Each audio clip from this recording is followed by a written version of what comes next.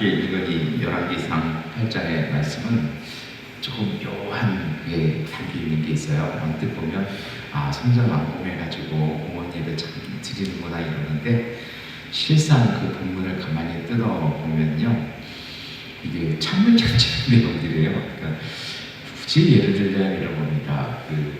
누구를 접대하려고 이렇게 해가지고 이렇게 비싼 걸 해서 막 하는데, 딱 그 주민이 뭐라고 그러냐면, 아니 김치가 맛있네요. 김치가 딱 밥하고 김치만 먹는, 그리고 나머지는 아예 거들떠도 안 보는.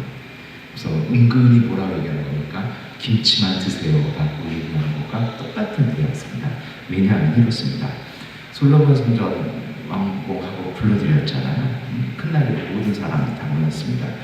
근데 성경은요, 딱 그 봉헌식 하는 그 봉헌 예배의 그 감동 속에 다른 건 다 생각해요. 저도 이제 올해나 내년에 바르셀로나 꼭 가려고 그러는데, 왜냐하면 그 가족 성당에 완공을 해서 그러면 200년 지었잖아요. 얼마나 이렇게 묘사할 부분들이 많겠어요. 근데 성경이요, 이 본문이 다 생각해요.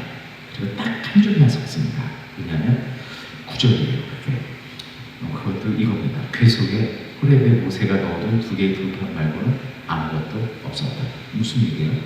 여기에 볼만한 거 이 두 돌판 외에는 없다. 이 얘기예요. 솔로몬에서 금으로 뭘 어떻게 했고 이게 없어요. 2 돌판만 있다. 이 조금 황당할 수 있는 얘기인데요, 계속해서 이런 얘기들이 오늘 본문은 계속 반복됩니다. 이 언약궤라는 말이 아론이라고 부릅니다. 근데 아론이라는 말은요, 우리 한국어에서의 법궤하면 우리가 법궤 그 자체가 되게 중요한 거라고 생각을 해요. 근데 이 아론이라는 말은 되게 좀 의도적인 얘기예요. 뭐냐면 아론이라는 말 자체가 귀한 걸 넣어두는 상자, 이런 얘기예요. 그러니까 그 상자는 의미 없다라는 거예요. 중요한 건 그 안에 중요한 게 되는 게 있다라는.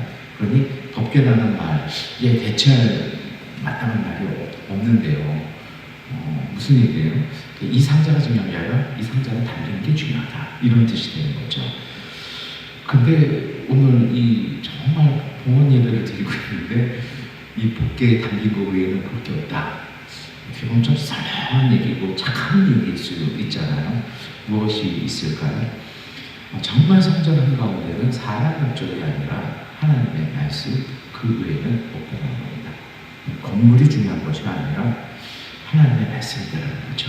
그래서 오늘 성경은요, 넌지시 비난합니다. 잘 지어진 건물이 아니라 이스라엘 공동체가 이 솔로몬 왕이 지은 황금땡이 건물이 아니라 모세 때부터 있었던 이 2 돌판의 우리의 중심적이라는 겁니다.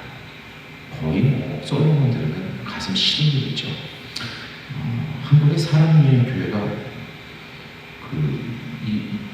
예수 제자 이거 버리고 건물을 아주 화려하게 지었어요. 진짜 잘 지었더라고요. 의리의리합니다. 지나가다가 깜짝 놀랐어요. 그 문제는 뭐냐면 10년이 지났는데 그 때문에 아직도 서울시하고 소송을 걸어요. 서울시 땅 지하로 타고 들어가가지고요. 그게 성전의 재판이 쉽지 않은 거. 정말 교회의 중요한 지은 어디 있을까요? 하나님의 말씀입니다. 우리의 신앙의 중심이 이렇게 되기를, 단순하지만 정말 본질적인 것에 다시 회복되기를 우리가 기도했으면 좋겠습니다. 사람들이 모여들었죠. 그런데 오늘 열왕기상은요, 아주 이 자리를 감격스럽게 얘기하는 구절이 있습니다. 성전 안에 구름이 가득 찼다. 우리 한국적인 시각에서는 하나님의 거룩한 임재가 찼다. 근데 이게 히브리어를 읽으면요, 또 썰렁한 얘기입니다. 왜냐하면 구름은 아난이라고 얘기를 합니다. 이 아난이라는 말이 뭐냐면요, 뭔가 짓눌러서 아무것도 못하는 겁니다. 여러분 한번 생각을 해보세요. 오늘 본문도 그런 얘기를 합니다만, 이 구름 때문에 제사장들이 아무것도 못했다. 의식은 아주 매끄럽게 진행이 되어야 합니다. 그렇지 않을까요? 모든 사람들, 모든 힘 있는 권력자는 다 모여가지고 다 보이는데 구름이 꽉 껴가지고 움직일 수가 없어요. 그래서 이거를 제가 안 하는 얘기하는 얘기는 뭐냐면 우리가 생각하기에 뭐가 이렇게 하나님의 거룩한 그룹이 이 얘기가 아니에요. 왜냐하면 제사장들이 어떤 요인 때문에 못 움직이는 거예요. 근데 이게 히브리어의 아난이라는 말은 어떤 게 있냐면 뭔가에 내가 감당할 수 있는 힘에 압도되어서 움직일 수 없는 깊은 순간. 창세기에 그런 표현이 있잖아요. 흑암의 깊음에 있고 하나님의 신은 수면에 운행하셨더라. 약간 이런 의미입니다. 여러분, 여기서 아주 분명한 메시지가 나와요. 성소는 사람이 무엇을 더 해내는 장기가 아니라 사람의 일을 멈춘 자입니다. 그래서 하나님이 드러나시는 자입니다. 주일이 그런 거잖아요. 우리가 멈추고 하나님이 일하시는 자리.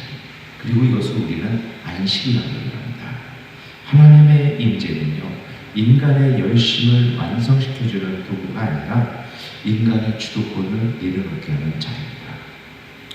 오늘 우리의 삶에 이런 자리가 회복되어야 합니다. 그 자리 속에서도 길을 쓰고 뭔가를 해내겠다고 하는 것은 탐욕입니다. 탐욕은 무섭습니다. 세 번째로 오늘 본문은 뜻밖의 이야기로 진행이 됩니다. 여호와께서 어둠 가운데 계시기를 원하십니다. 그 침묵의 순간 아무것도 못할 때 솔로몬이 느꼈던 게 있던 것 같아요. 그리고 뭐라고 합니까? 어둠 가운데 계시길 원하신다. 아니, 하나님은 빛 한가운데 계신다. 이게 맞는 표현 아닐까요? 어둠은 어떤 다른 게 나와야 되지 않을까요?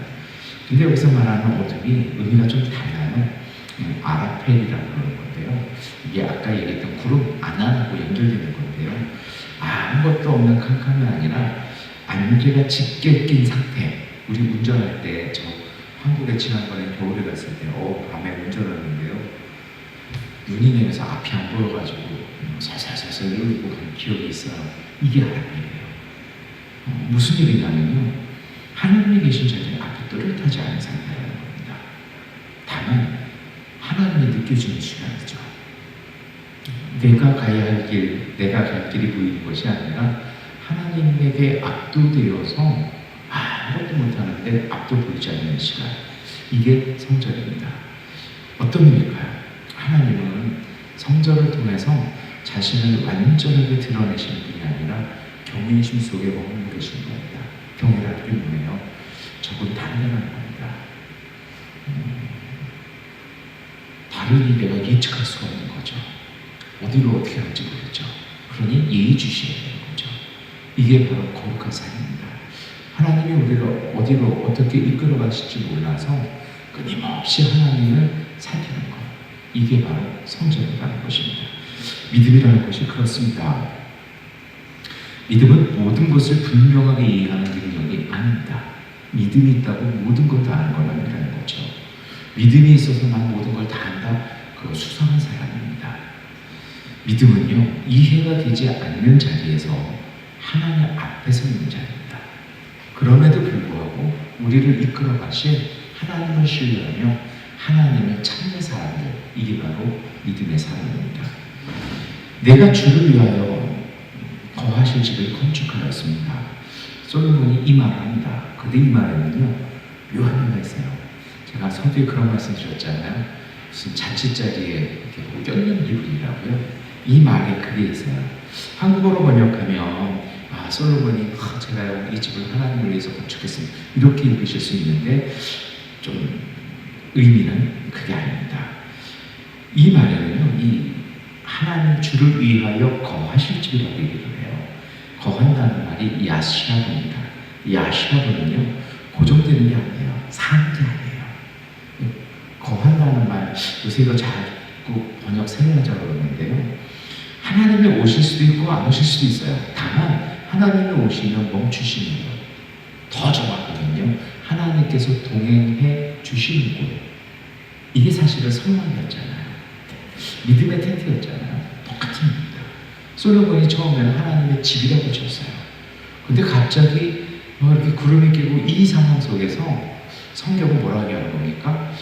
집을 통해서 하나님을 가두려고 하지 말라는 겁니다. 하나님은 단순히 우리와 동행하신다는 것입니다. 그래서 핵심 의도가 있죠. 성전을 지었다고 하나님을 함부로 소유하지 말는 것입니다. 하나님의 함께 계심을 기억하며 그분을 경외하는 것입니다. 성전은 머무는 끝이 아니라 다시 삶으로 나아가게 하는 것이라는 것입니다. 그리고 솔로몬은 그런 얘기합니다. 섬긴다라는 얘기를 해요. 열왕기 3장은요. 섬긴다는 건 일하는 것입니다. 성전에서의 만남은 하나님께서 은혜로 기적으로 우리 일상을 대신해 주시는 것이 아니라 우리 일상을 우리 스스로 살게 하시는 분이라는 겁니다. 성전은 그런 것이라는 겁니다. 그러니 초점이 이 황금대기 건물에 있지 않는 겁니다. 두 돌판의 말씀을 기억한다면 그 말씀 가지고 살라는 것입니다. 그러면 너희 하나님께서 너희와 동행하실 것이라는 겁니다. 사실 이 봉헌식은 깨졌습니다. 열왕기상은 그걸 아주 차갑게 냉소적으로 지적하고 있는 것입니다. 하루의 노동, 사람을 대하는 태도, 정직하게 살아내는 하루가 이미 하나님 앞에 드러나는 태도입니다. 믿음이 있다라고 하는데요. 내 삶에 대한 자세가 없어요. 태도가 없어요. 어제 저희가 레위기 묵상을 하다가 제가 되게 좋아하는 말이 아시안이라는 말입니다.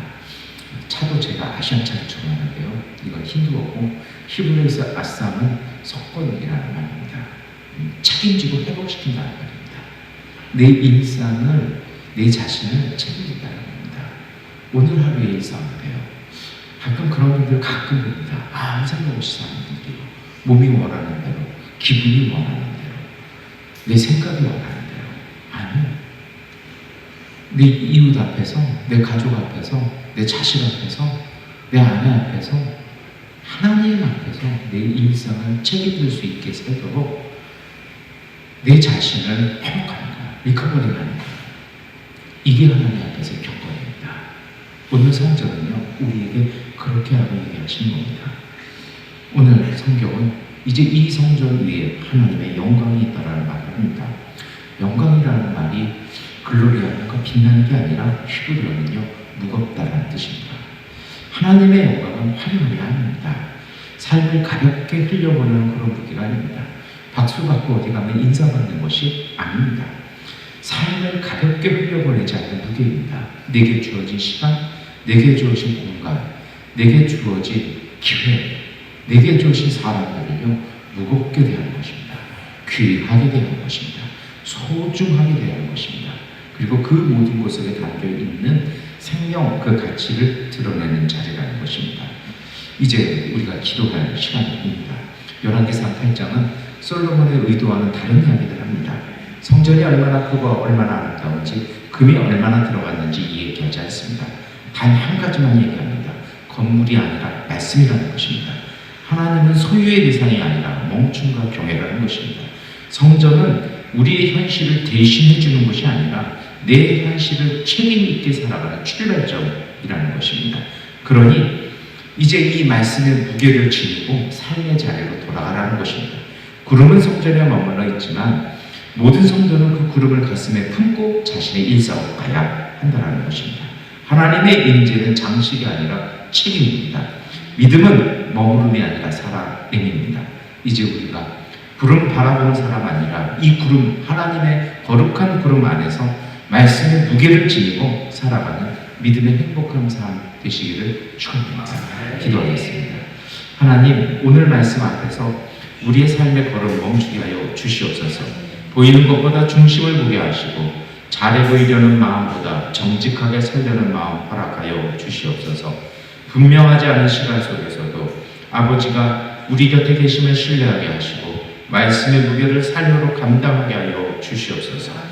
오늘 이 시간 기도하며 새벽에 이 아침을 아버지께 드린, 하나님께 드린 이 성도들 위해 하루를 지켜주시는 보호하심과 걸음을 인도하시는 지혜를 더하시어 각자의 자리마다 흔들리지 않는 평안을 허락하여 주시옵소서.